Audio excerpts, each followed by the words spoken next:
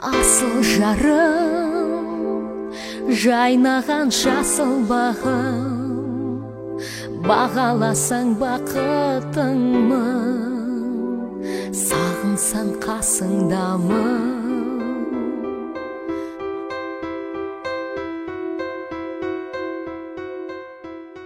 Армысыздар, ардақты ағайын. Әлемдегі ең сұлу әйел қазақ әйелі. Өйткені олар нағыз сұлулықтың құпиясын біледі. Бұл тек тән сұлулығы ғана емес, жан сұлулығы, жанның таза кіршіксіздігі. Ол қайдан келді десеңіздер, өйткені қазақ әйелі күйеуін пайғамбарындай сыйлап, ата-енесінің алдын қия өтпейтін, үлкендердің батасына қанық болып, көркем мінезі мен даналығының арқасында ғажап жан сұлулығы қонады. Бүгін осындай сипаттамаға 100% лайық дәстүрлі әнші, Қазақстанның еңбек сіңірген әртісі Рамазан Стамғазиев ағамыздың адал жары, аяулы ана Ұлту Қабаева қонақта. Ұлту ханым, қош келдіңіз бағдарламамызға. Естіп жатқан шығарсыз, менің мырзам деген жаңа бағдарламамызды іске қосып, бүгінде қазақ әйелдерінің образын насихаттау барысында осы бағдарламамызды жүргізіп жатырмыз. Алғашқы сұрағымызды, қазақ әйелі дегенде көз алдыңызға қандай образ елестейді? Сол туралы айтып беріңізші.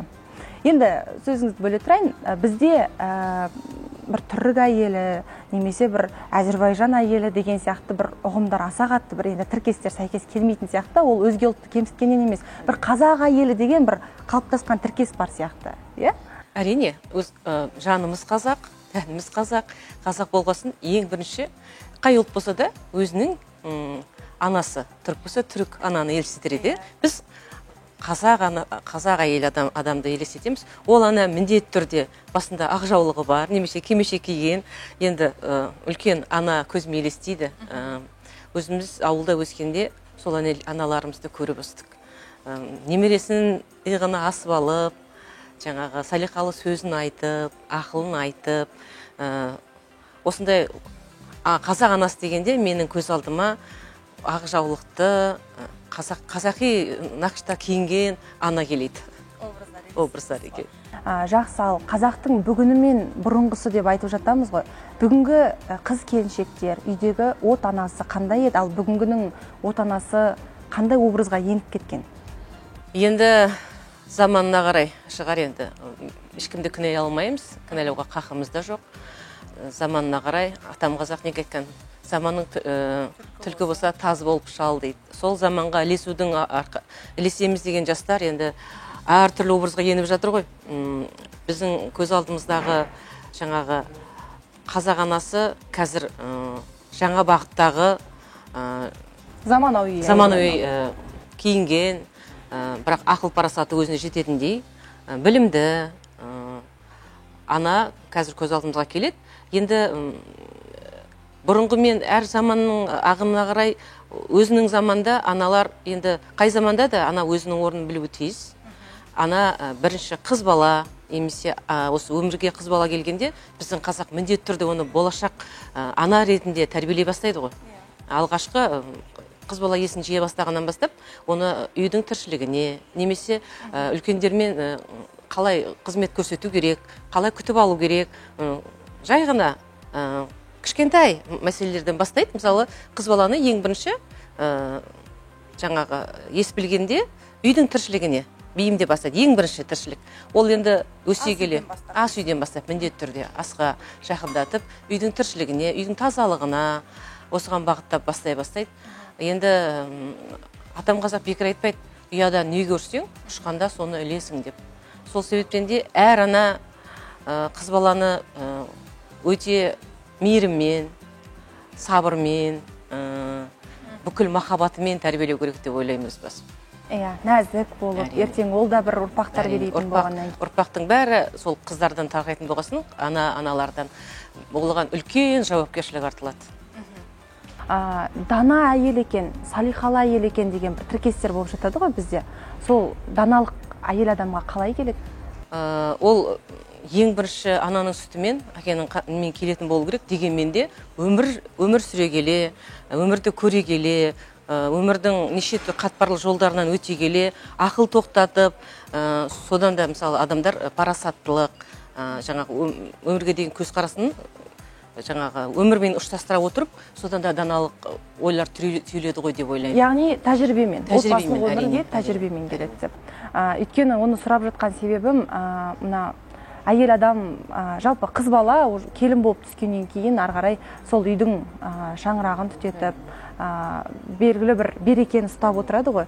Ал дана деген ұғым бұрындары бір бізге де елестейді да, кимешек киген, сондай бір ақылын айтып отыратын. Ал өкінішке орай деп айтайықшы енді, бір аналардың бүгінгі тәрбиесі де заманауи бағытқа ұласып кеткен сияқты. Өзгеріп бара жатыр. Менің қазіргі көп араласып, енді біраз жасқа келдік қой, осы өмірде түйгенім, қазіргі аналар біздің заманына қарай ма, басқаша тәрбие беріп баратқан сияқты. Ол үйінің ұйытқысы емес, енді ол аналар тек қана қыздарды емес, ұлдар да. Біз қыздардың бәрін кінәлай береміз ғой. Кінәнің бәрін қыз балаға арту мүмкін дұрыс емес деп ойлаймын. Ол осы тәрбиені негізі ұл балаға бірінші сіңіру керек. Ұл бала үйдің иесі, болашақтың. Сол себептен сол ұл баланы дұрыстап тәрбиелесе, қыз ақылды қыз ол күйеуінен аспайды деп ойлаймын. Ең бірінші ұл баланың тәрбиесіне көңіл бөлу керек. Ер адамның күтімі жайлы өзіңіздің тәжірибеңізбен бөлісіп, мына қыз балалар жаңадан тұрмысқа шығып жатқаннан кейін ер азаматын қалай сыйлап құрметтеу керек, сол жайында өзіңіздің кеңестеріңіз болса?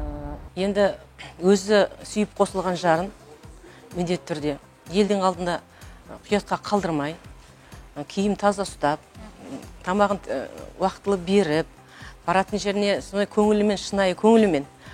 Мысалы, басқа саланы білмеймін, біздің саламызда өзіңіз айтқанда Рамазан гастрольдік сапарда көп жүреді.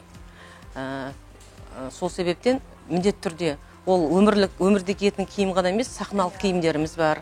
Оның бәрін реттеп, ретімен, мысалы, бір гастрольге шыққан кезде ол міндетті түрде тап-таза тұру керек, үтіктеліп, бәрі тұру керек қой. Ол айтуға оңай болғанмен ол қыруар жұмыс. Ол бір ғана киіммен кетпейді ғой, бірнеше киім алып барады. Онымен қоймай, әрине, сол себептен де оны өзінің ретімен салып, өзінің әрқайсысына өзінің ретімен, мысалы, мына костюмге, мына аяқ киім киеді деген сияқты, өзінің ішіне жейдесіп, бәрі сәйкестіріп іліп, соны кейде қазір ақыл тоқтатқанда күліп жатамыз ғой, жастау күнімізде бәрін реттеп, тез-тез жылдам жасайтынбыз. Қазір енді гастролімізде көп емес, дегенмен де оның бәрін реттеп, ол келген күні ғана бәрі жолынып, шайынып, ертесіне сақадай сай тұру керек. Өйткені ол аяқ астынан дайындай алмайсыз ғой. Сол себептен оған қалыптасқанбыз. Сол сияқты оны қай қыз болса да өзінің жарын міндетті түрде кіршісік таза ұстауға міндетті. Ол тап-таза жүру керек. Дұшпан, менің марқұм шешем айтушы еді, дұшпан аяққа қарайды деп. Аяқ киім жалтырап тұру керек міндетті түрде. Содан киімнің бәрі жалтырап тұру керек, көңіл күйі өте жақсы жүру керек. Оның көңілін түсіретіндей киім дұрыс болса, бір жағы көңіл күйі де, бірақ көңіл күйі ол киімге де байланысты емес шығар. Ол бірінші үйден шыққан кезде жылы қабақпен шығарып салып, ақ жолын тілеп, сонда жаңа өзіңіздің күтіп отыратыныңызды білдіріп, жылы қабақпен шығарып салу керек. Сонда ер адам істеген ісінде ары қарай өмірде жақсы болады. Яғни шабытты әйел адамнан алады, ер азаматтар. Бұл үйлеріңіздегі белгілі бір қандай қағида, мысалы, қағида ретінде ол кісінің киімдері жақсы дұрыс тұру керек. Қағида дегенде Рамазан ағаның бір құпиялары бар шығар, сізге үнемі талап қылып қойып отыратын. Енді Рамазан сондай қатал талапшыл деп айтпаймын. Енді оны біз қазақи тәрбиеде өскесін, ондай талапты айтпай-ақ, ол айтқызбай-ақ істейміз біз. Оны құлағымызға бала күнімізден құйылған, естен кіріп келгенде, ол біздің үйдің тәрбиесі, мысалы, біз естен кіргеннен аяқ киімнің бәрі жиналып, немесе кірген адам, ертесіне келген адам біз үйдің адамдарын аяқ киім танымайды. Өйткені біз аяқ киім бәрі жуылып, үтіктеліп, шөткеліп тұрады. Ол біздің қағида. Ол мен бала күнімде қаныма сіңген. Ол сіздің аяқ киіміңіз емес па? Иә, ол сіздің бөтен адам аяқ киімі міндетті түрде жуылып, шөткеленіп тұрады. Табалдырығың таза болсын деген ұғыммен жүреді екенсіз, біліп жатырмыз, табалдырығың таза болсын деген. Ол сол үйдегі кіреберістен басталған тазалық дейсіз ғой. Енді бала тәрбиесіне оралайықшы, үйдегі әкенің рөлі, ананың рөлі. Әрине. Бала тәрбиесінде ананың да, әкенің де өзінің басты өзінің рөлі бар. Мысалы, біз маған қатысты, мысалы, анаға қатысты дүниелердің бәрін, жұмыстарды, немесе мәселелердің бәрін мен өзім шешем. Ал енді әкесіне қатысты, мысалы, ол әкесіне қатысты дейтін ұл бала, мысалы, маған айта алмайтын сырын әкесіне айтады. қыз бала маған айтады деген сияқты. Соны өзінің біз сені мынаны деп бөліп қойған қағидамыз жоқ. Бірақ әркім өзінің рөлін жақсы біледі. Қай жерде не істеу керек екенін, үндемей-ақ, дымсыз шеше береміз ол жағын. Ал енді Рамазан ағаны біз сахнадағы Рамазан аға деп танып білеміз. Ал жеке өмірдегі Рамазан ағаның мінезі, ол кісінің жай-күйі, көңіл-күйін не нәрсе қатты құртуы мүмкін, қатты көтеруі мүмкін? Рамазан өнер адам ғой. Титай нәрсеге қуанып, сол болмашы нәрсеге қатты қапалануы мүмкін. Мысалы, ең бірінші адамдардың жаңағы өтірік сөйлеп, көрсе қызарлығы, немесе біреуде орынсыз балағаттауы, осындай сөздер жаңағы көңіл күйін, аспанда тұрған көңіл күйін жерге бірақ түсіруі мүмкін. Немесе жаңағыдай біреудің кішкентай біреуге жақсылық істеп жатқанын, немесе жақсы сөз айтқанын көрсе, соған балаша қуануы мүмкін. Өзі Рамазан негізде өте сабырлы, ашуға бермеуге тырысады қай кезде де. Мен оның аяқ астынан шарттап ашуланғанын көрмеппін. Ол ақылға салады қай кезде де. Осы қасиетінде өте жоғары бағалаймын. Сосын өте мейірімді. Көзінде тұр ғой ағамыз. Өте мейірімді. Біреу қалтасында мысалы көктен ақшасы болмаса да, жас күнімізде ғой енді. Сонда біреу қиналып тұрса, соңғы қалтасындағысын беретін. Ол да Алладан берілген оған мейірімділік деп ойлаймын. Осы қасиеттері менде ол елге сыйлы деп ойлаймын.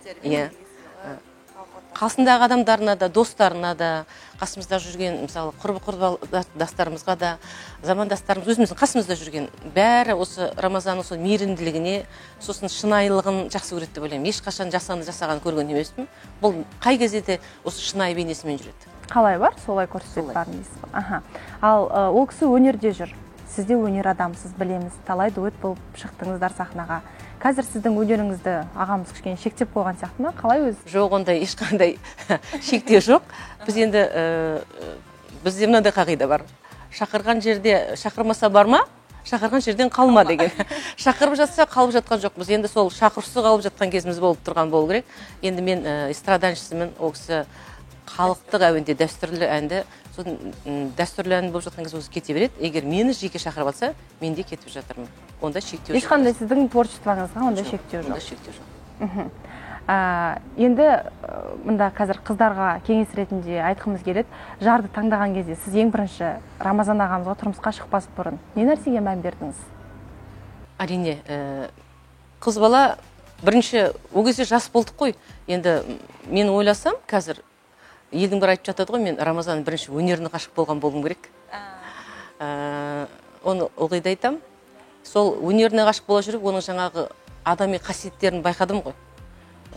Анадай адамнан жақсы қасиеттің болса, ондай өнер шығу мүмкін емес. Сол қасиет арқылы өзіне баурап алды ғой. Қасиетімен, өнері. Қарапайымдылығымен, ең бастысы, шынайылығымен, жаңағы биік талғампаздығымен солай баурады ғой. Енді ер азаматыңыздың сыры сізге аян. Жалпы кішкене үйде кикілжің болып қалса, енді болмайды емес қой. Әрине болады ғой. Қалай шешесіздер? Мына жастарға үлгі болсыншы, қазір көбісі бір ажырасу процесі көбейіп кеткен. Қит ете қалса бір-бірін тастап кете беруге бар. Ортадағы балаға да қарамайды деген сияқты. Тіпті ол біз қазір бұл бағдарламаны жасаудағы насихатымыздың өзі отбасындағы бірлік пен татулықты сақтап қалу. Сіздердің құпияларыңыз неде? Шаман кесте ұстап тұруға тырысып жатыр ғой қай жастарды. Сол ол жерде мен ойлаймын, жалғыз ғана жаңағы жары мен әйелінің ғана кінәсі жоқ бұл жерде. Әсіресе мына ажырасып жатқан жастарға анау әке шешелері, туған туыстары да соны қолдау көрсетпей жатқаннан болып жатыр деп ойлаймын. Негізі екі адам ғана байланысты емес. Өмір екеуімен ғана шешілмейді ғой. Мысалы, сіз бір-біріңізді жақсы көріп тұрсаңыз да, ана туысқандар қарсы болып жатса, немесе тағы біреу қарсы шығып жатса, ол үй берекелі болмайды ғой. Міндетті түрде ұрыс керіс, ол өмір бойы жүріп жатады. Сол себептен де бір байламға келіп, баласының егер шын ана өзінің ұлын немесе қызын жанымен сүйетін болса, ол балаға бақыт тілейтін болса, ол міндетті түрде бір келісімге келу керек еді. Мен ойлаймын, сол ажырасып жатқан шаңырақтың міндетті түрде біреуі қарсы шығып тұр туысқандарынан. Сол себептен де ол шаңырақ ажырайды. Екі адамнан екеуі бір-бірін түсінбейтін де жағдай болып жатады. Ал көбінесе сол туысқандарының немесе әке шешесінің жаңағы бір-бірін келіні ұнатпауынан немесе күйеу баласын ұнатпауынан осындай кикілжіңге барып жатыр. Енді ерлі зайыптының арасына есі кеткен түседі деп жатады. Түспей жатыр ғой, бұл заманда кімге кім түспей жатыр. Есі кеткен заман болды ғой өзі. Бәрі ақыл сынып кетеді, ақыл береді деген сияқты. Соны жаңағыдай аларда бала болғасын қандай да шыны сынды ғой. Дегенмен де соны сындырмауға тырысу керек еді бала тұрғанда. Бірақ оны сындырып жатыр. Сіз ағамыздың көңілін қалай табасыз, ренжіп қалсаңыз? Болмаса ол кісі сізді өкпелетіп қойса? Біз өкпеледік те, өкпелеп те жатамыз. Бірақ соны біз ол уақыттан өтіп кеттік. Ондай кезімізде де мысалы мен үндемей жүру мүмкін, мен 2 күн үндемей жүру мүмкін, 3 күн үндемей жүру мүмкін, тіптен 1 апта үндемей жүру мүмкін. Жас күнімізде. Ол Рамазан өзімен сөйлеп жүре береді, мен жаңағы тырысып отырмаймын. Өз тірлігін жасалып жатады, ол тамағы пісіп жатады, үйі жиналып жатады, киімнің бәрі, ол гастроль кетіп барса айтып жатса, уже киімнің бәрі салынып тұрады, бірақ сөйлемей отырасың. Оны бәрі кетті. Қазіргі ашуымыз жаңағы күннің шай өрігін кепкенше ғой. Қазір ренжісек, артынан түк болмағандай. О кісі де бір-бірімізден сен үйттің деп бір-бірімізге кінә тартып жатпаймыз. Осы шай ішіп отқанда ештеңе болмағандай солай шай қала береді ойымда. Өте жақсы. Ұлту ханым, мынандай қазір ер азаматтардың арасында бір ұғым бар сияқты да. Әйел адаммен ақылдаспау керек, ер азамат па, ол өзінің шешімін өзі шығару керек. Мысалы, кейде болып жатады, үйде жеңгеңмен ақылдасайын деп қалады ғой енді ағаларымыз. Ондай кезде жаңағы ер азаматтар бір-бірін жаңағы неге ақылдасасың деген сияқты сөгуі мүмкін. Ер адам мен әйел адам қаншалықты ақылдасып шешім шығару керек? Болмаса ер адам ғана үйде өзінің қағидасын орната ала ма? Негізі отан болғасын міндетті түрде ақылдасу керек деп ойлаймын. Менің өзімнің тұжырымым. Ал енді ол тек қана жолдасыңа қатысты болатын болса, өзі ғана шешетін емес. Ол нені ақылдасудың қажеті жоқ. Егер өзіне байланысты, өзім шешетін мәселем болса. Ал енді жалпы өзінің жанұясына байланысты, немесе осы жанұясының болашақтағы жанұяға қатысты мәселе болатын болса, міндетті түрде жанұямен ақылдасу керек.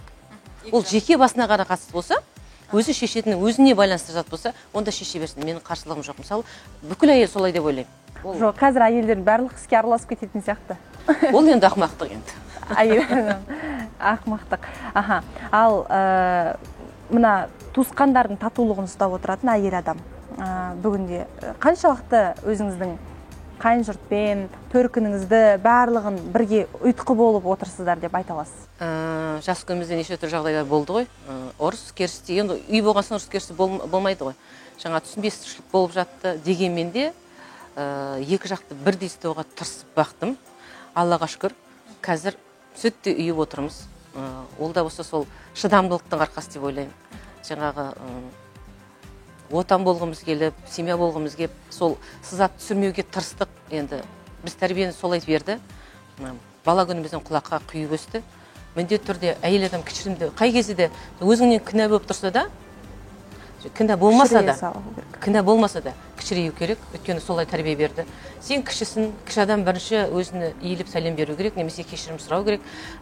Келін бала ешкімнің алдынан қарсы сөз сөйлеуге болмайды. Сен сөйлемейсің, сенікі дұрыс болып тұрса да үндемейсің деп тәрбие алдық. Енді одан жамандық көрген жоқпыз. Сол енді қазіргі заманда қарай енді айту керек те шығар. Айтатын кез айту керек, бірақ енді ол жаңағыдай артында зілсіз, артында жаңағы ешқандай ұрыскер шақырмайтындай ақылмен ғана айтып отырса, оның ешқандай айыбы жоқ деп ойлаймын. Өзіңіз қандай енемін деп ойлайсыз, мысалға? Қалай келіндеріңіз? Енді оны келіннен сұраңыз, мен жақсы енеге болуға жанымды салып жүрмін. Доссыздар ма? Әрине, мен қызымдай жанымдай жақсы көремін, әрине. Ол енді бала күннен қолымызда достарымыздың қызы ғой енді. Өздеріңіз таңдап берген. Өзім аттай қалап алған келінім. Атастырғанда жай әзілде ойнап жүретіміз. Балалар соны түсініп, жаңа бір-бірін ұнатып, қосылып жатыр ғой енді. Оны Айгүл келіннің аты. Ешқандай сырымызда, жырымызда бір, ешқандай өзімнің туған қызымнан артық көрмесем, ешқандай кем көрмеймін келінімді. Мына ұғымға қалай қарайсыз? Егер ер адам жаман болса дейді, егер мінезі, оны жақсы әйел түзетіп алады дейді. Ал егер әйел адам жаман болса, оны түзету мүмкін емес дейді. Бұл енді қаншалықты? 100% шындық. Бұл шындық. Яғни ер адам қателесіп жарын таңдаған болса, онда оны түзету мүмкін емес. Түзе алмайсыз. Әйел адам түзе алмайсыз. Ер адамды ақылды әйел түзеп жүреді. Сонда бәрібір айналып келіп барлық нәрсеге әйел адам кінәлі дегенге қанша пайыз келісесіз? Мен барлық мәселеге әйел адам дегенге, мысалы, мен 80% келсем. Кейде болмашы жерден пәле қайдан басталады дейді ғой атам қазақ. Пәле қайда деме бөрік астында дейді. Олдай пәлені Алла келдірмесін. Бір шаңырақ шайқалса, оны қайтып орнына келтіру оңай бола қоймайды. Сол себептен де әйелдерге кешірімді болыңыздар, сабырлы болыңыздар. Түбінде жеңесіздер. Сол сабырмен жаңа жеңесіздер деп айтар едім. Оған үлкен шыдамдылықпен төзім керек сияқты. Өйткені қыз бала өзінің үйінде еркелеп келеді, өзінің мінезі бар. Оның да бір қазір айтып жатады, онда тәкаппарлығы бар, өркөкіректігі бар деген сияқты. Оны үйдегі ана басып отырып тәрбиелеп әкелу керек.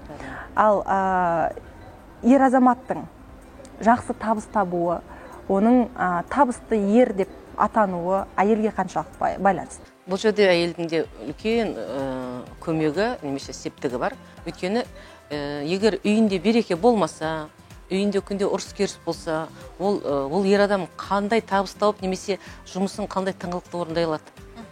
Сол себептен де әйел адам үйде келген кезде қабағы ашық, дастарханы жаюлы, тамағы дайын, соны қабағына қарап жолдасының, мысалы, жаңағы неше түрлі, ол да адам ғой енді. Кейде бірдеңе ренжіп келуі мүмкін. Оны сіздің айтқызбай-ақ қабағынан байқап отыратын әйелдер. Сол себептен де жаңағы табысты көп табатын еркектер жаңағы үйінде берекесі бар. Үйіндегі берекесі, әйел берекесі мол адамдар табысты да көп табады деп ойлаймын өз басым. Сондықтан ол байланысты, табысты болуы. Ал енді мына қыздарымыз жар таңдау процесінде бүгінде жақсы жігіт жоқ дейтін бірдеңке тауып алды. Жігіттеріміз айтып жатады, жақсы қыз жоқ деген сияқты. Білмеймін, мен бұл тақырыпты қозғамасам болмайды, бұл сауалды қоймасам. Ал қыздар сөйтіп қазір өзге ұлтқа тұрмысқа шығып жатыр. Оны біздің әлеуметтік желідегі жұлдыздардың барлығы жарыса жазып жатыр. Сіз қаншалықты оған көзқарасыңыз қандай? Қытайлыққа болсын, мейлі түрікке болсын тұрмысқа шығу? Жоқ, мен негізі кімге болса да өзіміздің ұлтымызға шықсын деп айтар едім. Ол бүтін елде, мысалы, сұлтан болғанша өздеріңді ұлтан болды, атам қазақ неге айт дейсіз. Біреудің ұрпағын, қазақтың қыздары өте бар. Негізі біздің қазақтың қанында тектілік, бәрі біздің қанымызда бар. Оның осы қазақ, неге біздің осы Азия елдеріне басқа ұлттар өте жақын келеді деп ойлайсыздар? Өйткені қазақтың қыздары, немесе осы Азия халқының қыздары өзінің инабаттылығын, әдемілігін, сабырлығын, осындай тектілігін әлі ұстап отыр. Сол себептен де басқа жақтан келген, ағылып келіп жатқан көп ұлттар сол біздің қыздарға жабысып жатыр. Қаны таза. Сол тектілікті алғылары келіп тырысып жатыр олар. Сол себептен де олар уыс ақша ұстап келіп, енді жаңа айтып тұрмын ғой, әр адамның өзінің санасында тұр, ішкі санасында тұр. Сіздің бай болуыңызда, жақсы адам болуыңызда, сіздің ары жақтағы түйсігіңізде жатыр. Елді, мысалы, мен ойлаймын, жаңағы жақсы қыз жоқ, жаңағы жақсы жігіт жоқ дегендері өздері жаңа алдарына іздегісі келмейді, немесе өзі болғысы келмейді. Болатын адам өзінен бастау керек. Сіз өзгерсеңіз, әлемнің бәрін өзгерте аласыз. Сол себептен өзгеруді қыздар өздерінен басса, мен жасаймын десе, ол жасалады. Сол себептен де ол ер адам болсын, ол қыз бала болсын. Менің қолымнан келеді, мен жасаймын десеңіз, сіз тауды да тасты да бәрін қопарып сол аңсаған арманыңызға жетпей қоймайсыз. Яғни тең-теңін табады. Енді жаңа айтып жатыр, қоғамдағы мәселелерді қозғаймыз ғой. Жалпы әйел адам, қыз балаларға қатысты не нәрсеге боласыз, әттеген-ай деп қаласыз, не нәрсеге, ой, шіркін-ай деп риза боласыз бүгін? Ондай мәселе өте көп қой, дөп басып мынау деп айта алмаймын. Қазір қыздар қуанатыныңыз бәрі оқыған, білімді, көз ашық, өзінің оңын солын таниды ғой. Бұл жағынан қуанасыз. Енді сол оқып келген қыздарымыз жаңағы аспандағы айды іздеп немесе болмасыдан енді жыл суға қолын малғысы келіп отырады да, соны келген көріп отқанда қиындыққа ешқандай қиынсыз жеткісі келеді. Соны көрген кезде әттеген ай деп ойлайсыз. Бұл өмірдің кішкентай ғана мәселесі ғой, енді айтатын болсаңыз. қандай салт дәстүрімізді жаңғырту керек? Біздің қазақ қыздарының қазіргі болмысын, әйел адамдардың бұрынғы болмысын сақтап қалу үшін. Бізде дәстүрлер көп қой енді. Дәстүрдің тозығы бар, озығы бар деп жатамыз. Қайсысын жаңарту керек? Енді мынаны жаңарту керек деп айта алмаймын. Енді ол дәстүрдің өзің айтқандай озығы да тозығы да бар ғой. Дегенмен де саналы түрде біліп, енді мен ойлаймын, біздің қазақтың дәстүрінің негізі жаманы жоқ. Егер оны байыппен, аржағын үңіліп қарасаңыз, соның бәрі ғасырдан ғасырға ол өзі еңшеліп, өзінің жаңа формасын тауып келе жатыр. Бірақ соны жоғалған жоқ. Бірақ соны жаңағы біздің жаңа қыздарымыз, немесе жаңа қыздар айтқанда орысша тәрбиеленген. Орыс мектебіне барған. Ол міндетті түрде орыс мектебіне барған алда, ол сол орыстың менталитетін алады деген сөз. Ол тіл ғой. Тіл тұрған кезде тіліңіз таза болмаса, сіз міндетті түрде бірінші орысша тәрбиеленген, орысша сөйлейтін адам, бірінші ол орысша ойлап барып, орыстың тілінен қазақшаға аударып, соның тілмен бірге мәдениетін де сіңіріп алды ғой. Соны қазақшаға тықпалайды да, осы жағынан келгенде енді жаңағыдай армағайшылықтар туындап жатады. Ал енді қазақы тәрбие, қазақша оқыған қыздар міндетті түрде ол жай ғана сөздің, бір айтылған сөздің. Біздің қазақтың сөздері деген өте бай ғой. Сіз басқа бір сөз айтып отырсаңыз, соның өзінде қанша мағына бар. Соны түсінбеген қыздар жаңағыдай орысша оқыған, немесе орысша тәрбиеленген, бір сөзді прямо немен аударып алады ғой. Сосын тікелей қабылдап, содан теріс пікір қалыптасады ғой. Сол себептен де мен ойлайтын едім, қыздарымызға қазір жаңағы негізі қай қазақтың баласына болса да қазақ мектебіне беріп қазақша тәрбиелесе деген қазақ ойым, менің үлкен арманым. Өзінің жеті атасын біліп, қазақта салт дәстүрін, ғұрпын біліп өссе, ұрпағымыз келесі ұрпақ жас ұрпақ болып өсер еді, сақталар еді. Енді әйел адамдардың сыры бұрындары бұлай талқыланбаған шығар. Енді біздің кім біледі, ол біздің әже апаларымыздың қандай қағиданы ұстанған. Бірақ біздер бүгінде енді өзара сырласу барысында сұрап жатамыз. Әйел адамның энергиясы болады дейді, психологтар айтады да. Ол ер адамға берілу үшін оның көйлегі қолмен жуылу керек, тамақты қолмен нанды жаю керек. Өйткені сен бар махаббатыңмен оны солай жасайсың, ол ер адамға бірден ауады деп. Сондай энергияны алған ер азамат ол табысты болады, өзін жаңағындай шабытпен сезінеді деп. Оған қаншалық келісесіз? Яғни психологтардың пікірімен.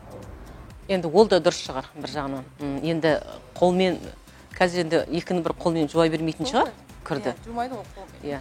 Бірақ өз басым сол машинамен бірге жарысып өзім жуып жатамын. Дегенмен де тамақты қолмен істеуге тырысасыз ғой, әрине. Қолынан неғып жатса енді уақыт болған кезде. Түйесіз, мысалы, қамыр жаясыз деген сияқты. Ет асасыз. Қазақтар міндетті түрде ет салған кезде қамырды қолмен жайғанды қалайды ғой. Ол өзгеше дәмді болады. Сол себептен де қазір енді заманына қарай, енді мен біреуге мынандай жасау керек деп айта алмаймын. Дегенмен де ол тек қана тамақпен ғана емес, сіздің сөзіңізбен де. Мысалы, ерлі зайыпты бір төсекте жатып та өзінің бір-біріне сіңіп кетті ғой, мысалы. Сіздің қолыңыз бір жылдан кейін, 30 жылдан кейін анаңдай болады деген сияқты болып кетті ғой. Енді бір жастықта қанша жыл өмір сүреді адамдар, Алланың берген өмірмен, мысалы. Жаңадан қосылғандар бір-бірін түсінбей жататын да сол шығар, әрі бір-біріне етене араласып, бір-бірін жақсы сезінбегеннен. Ал енді негізі бастапқы 3 жыл, немесе 5 жыл, оның кейін адамдар бір-біріне өте үйренісіп кетеді. Сол бастапқы 3 жылын өткізсе, арағай жақсы еме болып кетеді. Бір-біріне мінездер ұқсап бастайды, талғамдар ұқсайды. Ол енді бір-біріне жаңағы қалай бір-бірін түсінуге тырысып бастайды ғой. Бір-бірінің кемшілігінде көре бастайды, артықшылығында көре бастайды. Соны оның мінезінде меңгере бастайды. Қай жерде ол ашулана бастайтынын да біледі. Сол үндемей қалатын жерлерін бәрін көре біле бастайды ғой өзі. Шектеуін біледі дейсіз ғой, әйел адам болғаннан кейін. Енді менің мырзам дейсіз, Рамазан ағаның жалпы ұнататын тағам түрі, ол кісінің режимі қандай, мысалы. Сізден артық ешкім білмейді ғой оны. Енді қатып қалған режим жоқ қой, енді өнер адамда білесіз. Кейде гастрольде кетіп қаламыз. Енді гастрольде жүргенде қандай режим айтыңызшы. Ал үйге келгенде міндетті түрде ол таңертеңгі тұрғанда өзінің жуынып шайынып жаңағы азын аулақ өзінің нелерін жасап, қазір мынадай неде тұрамыз ғой, жер үйде тұрамыз, тіршілігіміз бар, сол далаға шығып, иттеріміз бар, оларды ары бері жүгіртіп, есіктің алдындағы жұмысы бар, осындай тіршіліктер дермен өзі таңның атқан кешкін бақтан күнді біле бермейміз. Ал енді былай жүргенде, гастрольде жүргенде, енді міндетті түрде таңертең өзің біліңізші, қонақ үйде жатасыз. Бәрі дайын тұр. Таңертең барасыз. Міндетті түрде жаңағы тамағы дайын тұру керек қой енді. Әсіресе концертті шығардың алдында да. Енді айтып тұрған адамға міндетті түрде бірінші шайын дайындап қоямыз. Ол ыстық шайын беріп тұрмасаңыз, енді арасында өзіңіз тамақ деген жабысып қалады ғой. Ондай жағдайларын жасап тұру керек міндетті түрде. Әйел адам күйеуінің қабағынан ұғу керек қой енді, не қалап тұрған. Енді қалай еркелетесіздер бір-бірлеріңізді? Еркелеткенде мынандай қазіргі жастар сияқты жаным деп біз бірімізде қазір жастар солай сөйлейді ғой. Жаным деп сөйлейді. Қазір үлкен кісілер айтады да, жаным деп сөйлейді, еркелетеді. Ол дұрыс емес, ол деген әйелді басқа шығару деген сияқты. Жоқ, ол жастардың арасында ол дұрыс шығар. Біз енді сондай жаным деп еркелететтік бізге бір-бірімізге.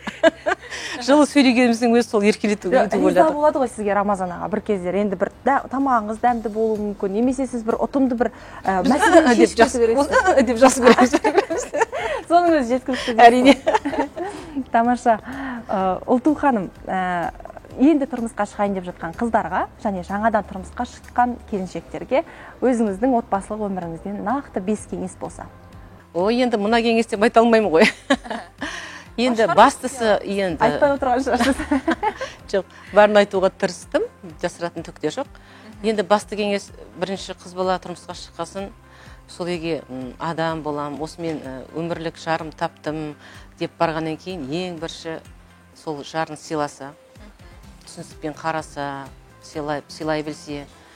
Содан кейін ол өзімен ғана қоймай, енді ол жалғыз оған барған жоқ қой. Оның жан жағында қоршаған туылған туысқандары, достары, соның бәрін сыйлай білсе. Содан кейін жаңағы үй жұмысына қыз бала міндетті түрде өте пысық болу керек деп ойлаймын.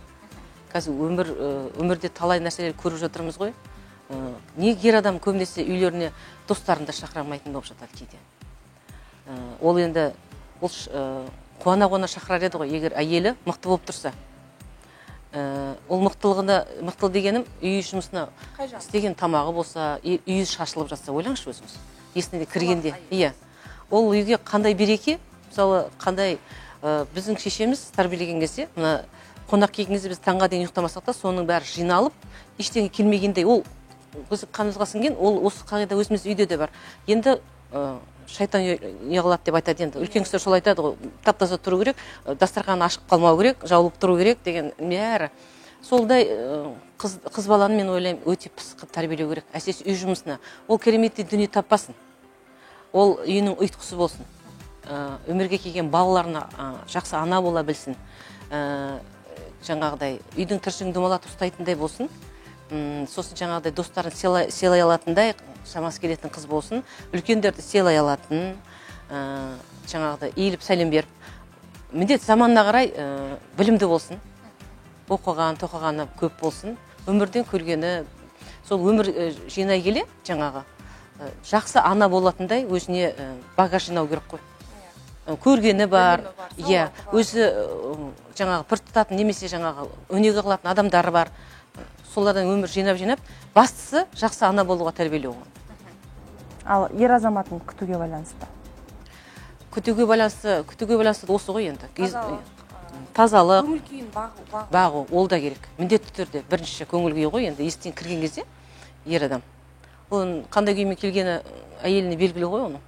Жақсы күліп келе жатса, ол жақсы болып келе жатыр. Ол үндемей келе жатса, міндетті түрде ол бірдеңеге қапа болды, немесе бірдеңе көңілін алды деген сөз.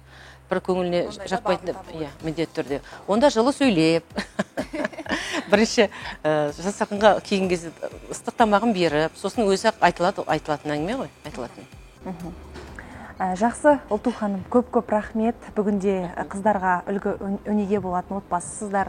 Рамазан ағамыздың жайдары, мінезін, өздеріңіздің бүгінде үлкен бір отбасын берекелетіп ұстап отырғаныңыз ол сіздің арқаңыз.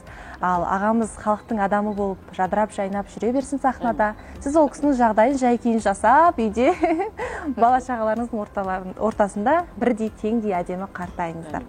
Уақыт бөліп келгеніңізге көп рахмет. Сұхбатымыз көрермендерімізге өз пайдасына жаратады деп ойлаймыз. Қыздарымыз, тілегіңіз болса, мархабат. Тілегіміз еліміз аман, жұртымыз тыныш болсын, бейбітшілік заман болсын. Басқа қыздарымыз салиқалы, ақылды болсын. Әр сұхбаттың өз берері бар, әрбір отбасының өзіндік сыры бар. Бұл сұхбаттан да өзіңізге пайдалы кеңес алсаңыз өте қуаныштымыз. Келесі бағдарламада жүздескенше.